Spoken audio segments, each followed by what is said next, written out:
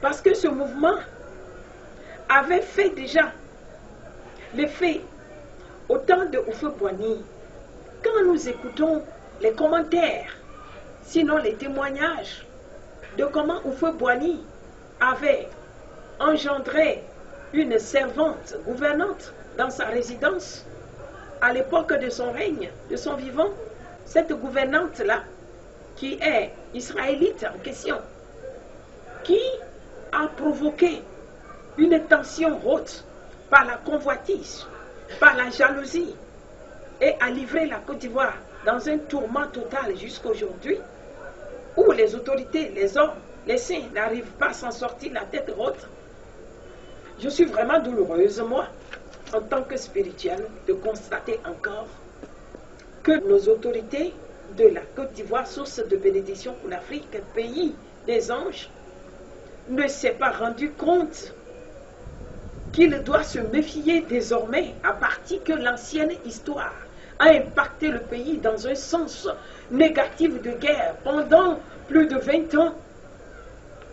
Et l'échec économique eut lieu sur tout l'ensemble de l'Afrique via la Côte d'Ivoire, n'est-ce pas?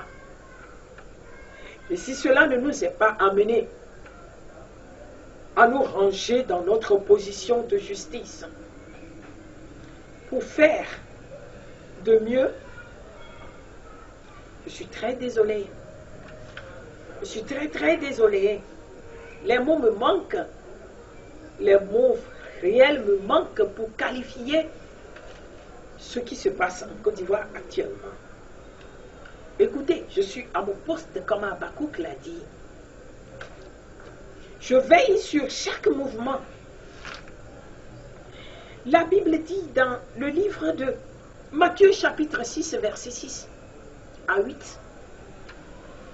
Jésus-Christ nous a fait savoir que celui qui prie dans le secret, qui intercède en faveur de la paix, des nations, des gouverneurs, des rois, des gens, des innocents, des malades, ou quoi que ce soit dans le secret, c'est celui-là qui a fait plus grande œuvre, tout comme l'histoire de Jean-Baptiste, l'évangéliste. Avant la naissance du Christ, c'est lui qui a accompli la plus grande œuvre. Moi aussi, je vous dirais qu'à mon poste, j'évolue de dossier en dossier, sur le plan dossier Afrique mondiale et sur le plan mondial. Le dossier que le Seigneur m'a confié pour 3e millénaire, dont j'ai fait cas, à l'an 2006, sur les médias de la RTI Côte d'Ivoire. Au cours de mes émissions, je me tiens toujours dans cette position de sentinelle pour vous dire que je suis les choses de près, selon l'onction révélatrice du Seigneur qui est sur ma vie. Lorsque les gens, c'est pas un jugement, hein, c'est par manque de connaissances certainement. Donc je suis en train de feuilleter, je suis en train d'ouvrir les pages, je suis en train de mettre la clarté sur certains points noirs, sur les nœuds, pour les détacher, afin que ceux qui sont résolus à marcher dans les visions de Dieu que j'apporte très souvent, se rangent à éviter le pire, qui se prépare, qui, je dirais même, a démarré. C'est déjà démarré. Vous savez, quand j'étais partie à Maman pour faire mon moment de jeûne et prière de 3 mois mouvement par rapport à la libération et la paix des gens, le Seigneur m'a fait connaître ce qui se passe là-bas. Sur les innocents sont victimes, les gens sont douloureux. Tout a été pillé, arraché de force de l'injustice. Les gens grinçaient des dents, il n'y avait pas quelque chose à manger. Pourtant, ils ont produit des grands champs, des milliers d'hectares. C'est dans la région là-bas où se trouvent les grandes forêts. Ouragayo, à partir de San Pedro, Ouragayo, jusqu'à ainsi de suite. Et chez les Kourmènes là-bas, Dabou et autres là, mais c'est des grandes forêts. Et ils sont des grands planteurs, laissez-moi vous dire. La nourriture vivrière abonde là-bas. Mais à ma grande surprise, quand le Seigneur m'a amené pour plaider en faveur, dans la maison, la résidence de l'ex-président Koudou Laurent Gbagbo, le gouverneur qui habite ce district-là, on lui a privé de l'eau potable, coupé courant, il n'avait droit à rien. Les gens confisquaient les champs, les choses, et quotidiennement, pour gagner leur pain, leur vivrière de jour, c'était de l'enfer. Ils n'avaient pas d'argent, vous étiez témoin qu'on a arraché tout ici, à coup de force. Et cette grande famille royale-là se lève quotidiennement tous les jours, se rend dans les forêts, non loin, pour aller chercher les bois, avant de venir allumer le feu, pour préparer leur nourriture. Ne serait-ce que des miettes, des bananes, des petits trucs, des plantains qu'ils vont chercher au champ. Ça m'a tellement marqué.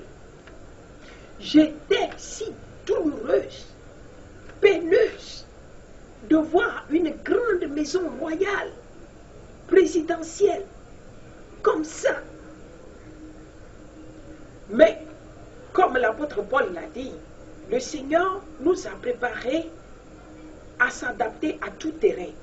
Donc, on était adaptés nous aussi, moi et mes disciples.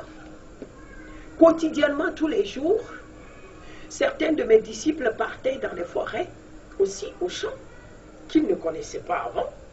Ils rentrent n'importe où, ils ramassaient les bois, ils venaient, on allumait le feu, on préparait, parce que la vie n'était plus gaie. On a survécu difficilement dans les épreuves avant de pouvoir faire ce combat pour que Dieu l'Éternel relève ces genres de défis. Il faut qu'il trouve quelqu'un sur qui il s'appuie, quelqu'un de bonne volonté, quelqu'un de l'amour agapé. Laissez-moi vous donner un cantique. J'invoque l'Éternel au fond de la nuit. Il n'a pas tardé de me répondre. Il m'a réellement séduit par son amour. C'était de l'amour agapé. Agapé, l'amour agapé. Sa façon c'est agapé. Sa miséricorde agapé. Sa compassion agapé. Toute chose c'est agapé. Agapé, l'amour agapé. Il s'appelle Jésus. L'amour agapé pour moi. Agapé, l'amour agapé. Il s'est donné à la croix pour me sauver. Hey. Agapé, l'amour agapé, il s'appelle Jésus-Christ, l'amour agapé. Agapé, l'amour agapé, il s'appelle Jésus, l'amour agapé. Agapé, agapé, agapé. P. Laissez-moi, si quelqu'un ne se dispose pas comme celui qui s'est donné à la croix, si quelqu'un ne tue pas ses désirs, ses sentiments, ses vœux, ses ambitions, et se dispose au service d'autrui comme l'apôtre Paul nous a conseillé, nul ne sera sauvé ni par le moyen du salut, ni par le moyen de la foi. Et donc, on a ressemblé à ceux qu'on était partis trouver dans les déserts, dans les douleurs. On a fait comme ils faisaient aussi. Et on mettait aussi les nattes, puisque les gens sont allés ramasser tout leur matelas. Je me rappelle de l'an 2000. L'an 2000, oui, entre 99 et l'an 2000. Après le coup d'État que j'ai annoncé aux Henri Konan-Bédié, et les gens n'ont pas valorisé, quand la chose eut lieu et j'étais partie pour les amener à la repentance, on m'a logé dans la maison de Nyamien Goran. Et la cité de Nyamien Goran est très grande, avec tous les conforts. Mais laissez-moi vous dire, à mon arrivée, j'avais réalisé que même les climatiseurs qui étaient dans les murs ont été défoncés, enlevés. Tous les matelas de qualité, de haut prix, ont été tous emportés. Même les bœufs, les bétails qu'ils avaient ont été confisqués. Et c'est de même à Maman, lorsque j'étais partie à Maman. Il n'avait plus rien que matelas, même pour dormir dessus. Dans la maison du gouverneur Koudou Laurent Gbagbo, il n'y avait pas de matelas. En tout cas, moi, je n'ai pas remarqué de luxe là-bas. Rien de bon. Mais on a pris le courage. On les a assistés jusqu'à la fin. Et je veux vous dire, tout le peuple des contrées, des villages ont été victimes des situations terribles. Plusieurs sont morts, assassinés. Plusieurs, on les a tués au champ. Plusieurs, c'est lorsqu'ils quittaient leur village pour venir vers Ouragayo, ou bien ils venaient vers Lakota ou vers Abidjan. En cours de route, ils sont portés disparus. Il y avait eu beaucoup d'événements. Les gens ont perdu leur fortune, leur richesse. Tout ce qui leur est honorable et plus cher ont été perdus à cause d'une seule personne qu'on appelait Koudou Laurent Gbagbo, qui était leur fils, leur cousin, leur neveu, leurs parents et tout. Donc les gens s'étaient victimes à 200%. Voici, le Seigneur a exaucé les cris de ceux-là qui ont prié avec nous lorsqu'on était partis. Celui qui m'a reçu là-bas, le chef qui m'a reçu là-bas, c'est un chef d'État. Mais les gens ont essayé de me décourager pour que je puisse partir. Mais ce dernier-là, écoutez, les chrétiens, votre foi n'est pas grande. Cet homme, à cette époque, il n'était pas converti en tant que tel, mais il avait la foi et il avait la sanctification. Il m'a dit, ma fille, prends courage, si c'est le Seigneur qui t'a dit. Quand tu avais annoncé la guerre, on a dit, c'est faux ici. Nous avons vu ça dans les journaux. Mais ça finit par s'accomplir. Mais s'il t'a dit aussi que le retour, bon, prions, nous, on va prier pour que notre fils revienne pour nous, pour qu'au moins nous retrouvons, nous regagnons la paix que nous avons perdue chez nous ici dans notre village et notre région. C'est comme ça le Dieu m'a parlé. Nous avons vu aujourd'hui que la paix est revenue chez eux, n'est-ce pas? Parce que leur fils, pour qui ils ont été victimes et tout ça, le Seigneur lui a fait grâce, il est revenu.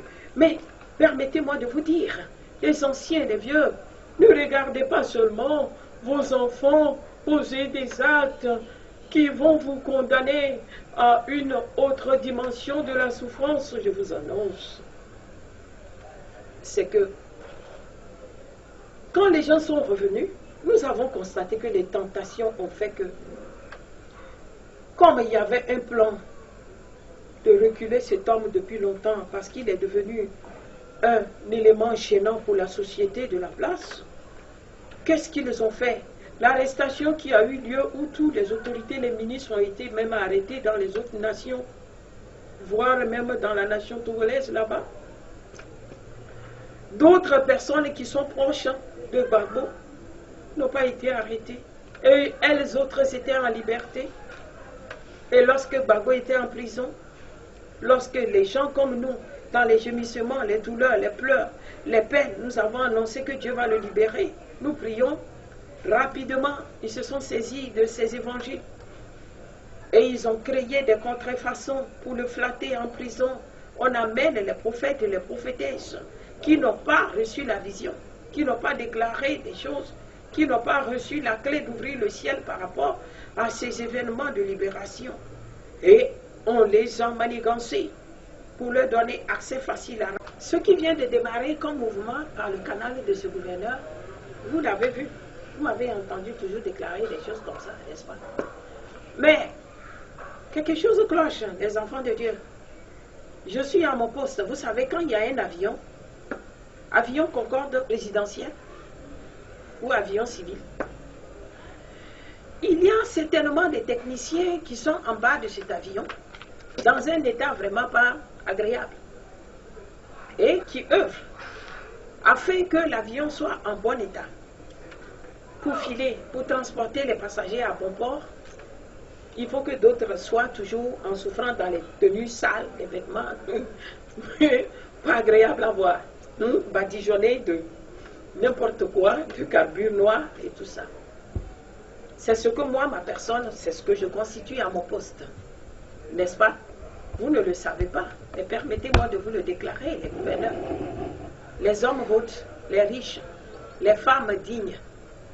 Permettez-moi de vous dire que l'avion qui vient de démarrer à Côte d'Ivoire, ce vol-là, si vous ne savez pas planer, ça ne va pas arriver loin. Ça va faire crash du feu. Crash d'avion aura lieu. Je parle tantôt d'une manière ou d'une autre. D'accord? Pour nous dire que si nous prenons l'engagement de mettre l'injustice en pratique devant le peuple, d'abord, le Seigneur ne serait pas avec nous. Voilà pourquoi il nous conseille d'avoir la justice. Maintenant, quand les gens sont revenus, le mouvement a démarré. Mais il y a un problème que moi, Dieu m'a révélé. Depuis 2 mois aujourd'hui, je prie. Et le Seigneur continue de le révéler. Je suis obligé de communiquer ça à ceux qui sont des entourages bien distingués, ceux qui aiment la justice. Je suis obligé de leur dire, priez pour ces ex-gouverneurs qui sont revenus, précisément pour Koudou Laurent Gbagbo, l'ex-gouverneur. Parce que quoi? J'ai reçu une plainte. 1 fois, 2 fois. J'ai mis ça en prière. En secret, je n'ai rien déclaré. Personne n'a su que je faisais ces débats. Mais cette fois-ci, permettez-moi de vous dire que ceux qui étaient en liberté et qui introduisaient des pasteurs, des prophètes, pour aller faire croire au président à la prison, que ce sont eux qui ont fait grandes choses, ils ont prié ceci et cela, et qu'il est libéré. Ce sont des fausses personnes. Je fais cette déclaration à tête haute, avec mon associé le Saint-Esprit. Parce que le Seigneur, il revêtit quelqu'un d'une autorité royale, pas dans la chair, mais en esprit. La cérémonie que quand le président est sorti de la prison, il est revenu en Côte d'Ivoire. La cérémonie qui a été faite par une prophétesse ou bien serviteur de Dieu la dernière fois, ce ne sont que des falsifications, des imitations sans discernement. Ce n'est pas dans la chair que Dieu revêtit un chef. La Bible dit, Dieu dote les rois d'une puissance divine et de l'intelligence, la sagesse, de l'esprit, comme le roi Salomon. Que quelqu'un me dit le contraire. Donc si on doit revêtir un chef d'État, ce n'est pas en public qu'on le déclare chef avec les actions prophétiques pour attirer l'attention des gens envers lui. Vous savez, quand je continue de progresser mes combats spirituels pour permettre à ceux qui ont démarré la nouvelle marche de faire du progrès dans le sens révélatrice de Dieu, le Seigneur m'a fait connaître que s'ils ne font pas d'attention, ils vont retourner en prison pour 10 ans. Et un ex-gouverneur va mourir en prison. Parce que quoi? L'orientation d'une vision que Dieu donne par rapport à son peuple, sinon les nations, il le donne à un prophète. Sentinelle en plus. Il ne le donne pas à une épouse, une femme, un oncle, un parent. Il le donne à un prophète ou une prophétesse venant d'une autre contrée, de très loin. Regardez, je vous confirme ma parole. Koudou Laurent Gbagbo, l'ex-gouverneur, n'a aucun parent pour moi. Je ne l'ai pas connu quand j'étais étudiante pour dire qu'il a été mon professeur. Voilà pourquoi j'ai de l'admiration pour lui. Non. Je ne l'ai pas rencontré dans aucun débat politique. ni à l'Assemblée du Parlement, ni dans les projets politiques du Rassemblement. Je ne l'ai pas connu. Je n'ai aucune alliance avec lui. Je n'ai jamais été l'épouse de l'un de ses frères, ses cousins. Non. Je n'ai jamais été amie à sa soeur, à sa petite soeur, à sa cousine ou camarade de classe non plus. Je n'ai jamais été consacrée dans l'église de l'un de ses proches non plus. C'est neutre. Le lien qui est entre lui et moi, c'est divin, comme je viens de le révéler. Donc, si Dieu me donne des instructions pour l'inspirer, pour le pousser à défendre la cause de l'Afrique, pour son économie, surtout, sachez que c'est Dieu qui l'a établi ainsi. C'est l'Éternel, notre Dieu d'Israël, qui l'a voulu ainsi, dans l'alliance des enfants du Dieu vivant, lorsqu'il était enfant du Dieu vivant. Et moi, j'ai gardé toujours cette alliance que Dieu a créée entre lui et moi, spirituellement. Je ne m'affiche pas devant lui depuis le jour qu'on m'a scandalisé. Mais, nuit et jour, je suis en communication avec ses parents, les gens qui lui sont proches.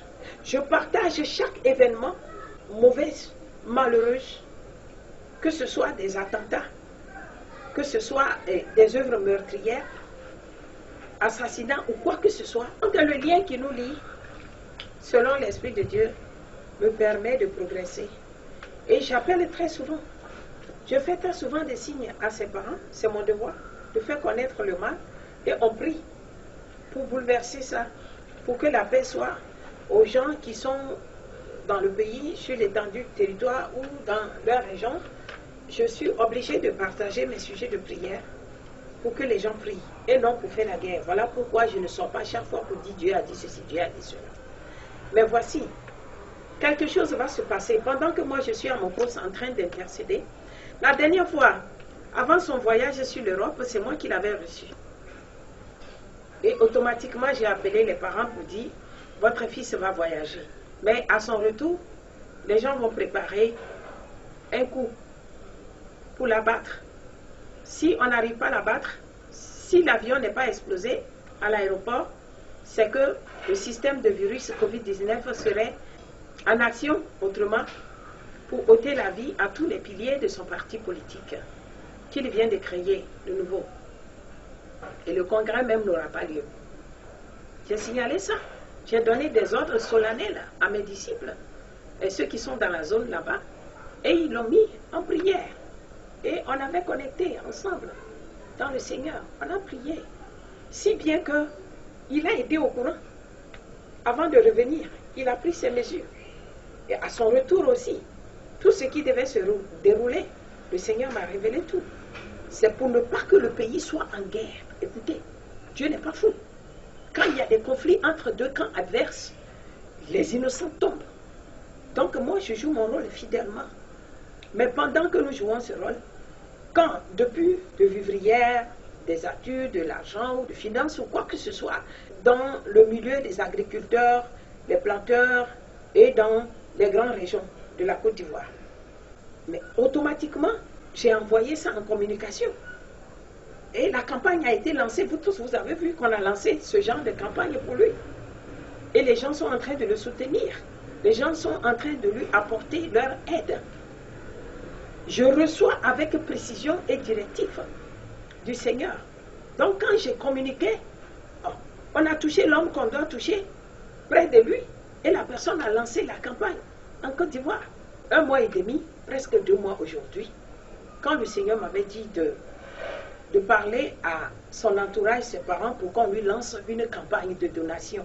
Et actuellement, ce que Dieu peut faire, il est en train de le faire.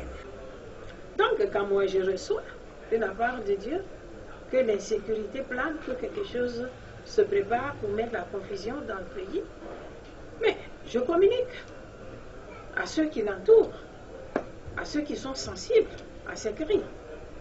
Et en même temps, j'ai le devoir de prier aussi pour des deux camps adverses j'ai le devoir de prier pour les deux, pour que la paix règne, ça ne dépend pas d'une seule personne. C'est un travail que je faisais depuis longtemps dans le secret. Les gens pensaient que, non, que je suis pro-Gbagbo, que je prie seulement pour Gbagbo. Non, je prie pour les nations, je prie pour tous les pays. Je prie pour la Côte d'Ivoire d'une manière particulière.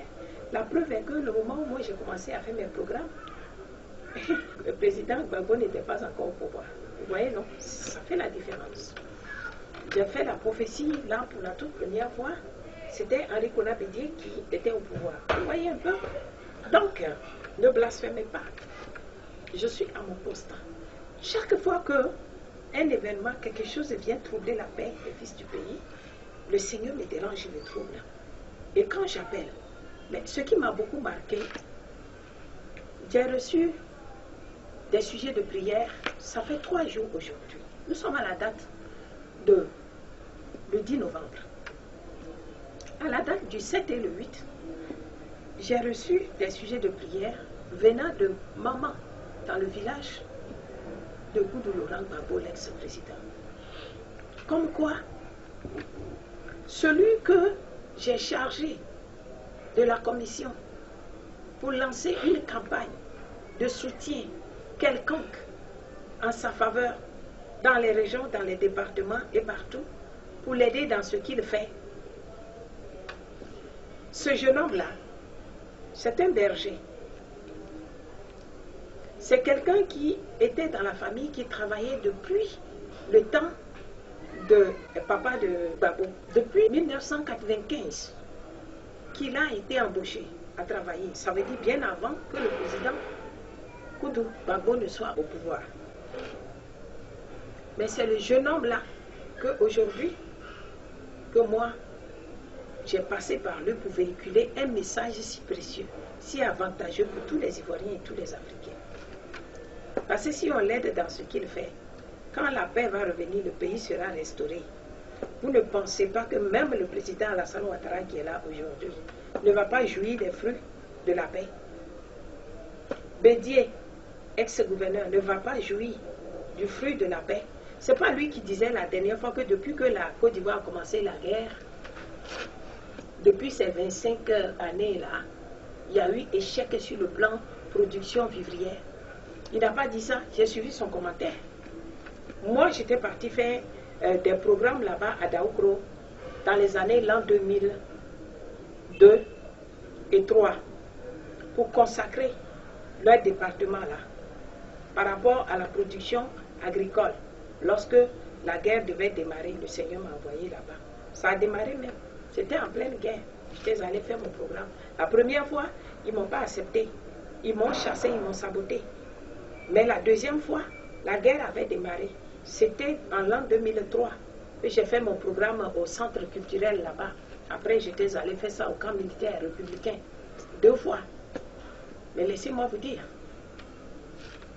j'ai consacré leur région pour que le Seigneur donne l'abondance. Si les autres parties du pays sont en pleine guerre, il faut qu'au moins 2 régions de la Côte d'Ivoire puissent produire de quoi s'occuper de la population, de vivrières. Et c'était à cette prière, ce débat avec le ciel, que le ciel a été ouvert et le Seigneur m'a montré les anges. C'est le jour-là que Dieu m'a montré le prix Nobel de l'économie africaine via la Côte d'Ivoire. Et c'est ça que le Seigneur m'a révélé d'Ibi Charles.